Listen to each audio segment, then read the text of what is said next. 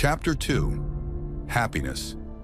As flourishing, not feeling, Aristotle's account also explains why pleasure, when pursued directly, often becomes hollow. Pleasure functions best as a byproduct, not a goal. When it is elevated to the highest end, it loses its grounding and becomes unstable. The pursuit of pleasure demands constant novelty, yet novelty cannot sustain meaning. What satisfies briefly soon dulls, requiring ever greater stimulation. The soul becomes dependent rather than strengthened.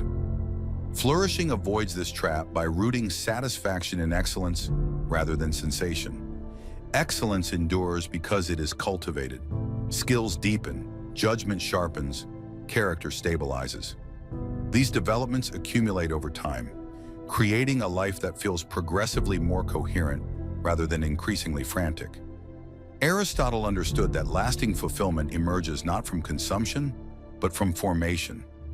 This is also why flourishing is inseparable from virtue. Virtue for Aristotle is not moral purity, but functional excellence, the capacity to respond well to the demands of life. Courage allows one to face danger without being ruled by fear. Temperance allows one to enjoy pleasure without being enslaved by it. Justice allows one to live in community without fragmentation or resentment. Each virtue strengthens the individual's ability to act consistently across changing circumstances. Importantly, Aristotle did not deny the role of external goods.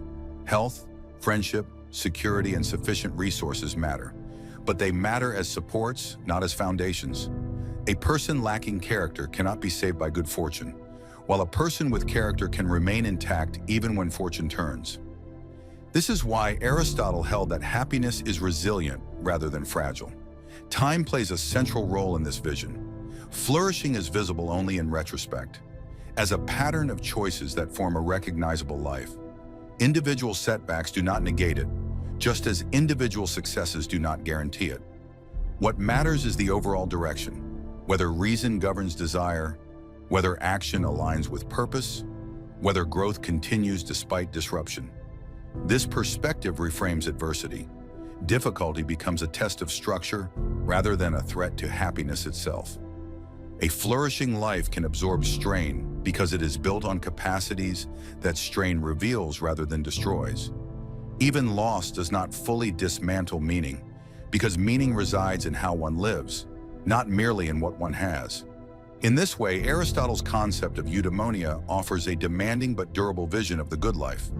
It does not promise constant pleasure or emotional ease. It promises coherence,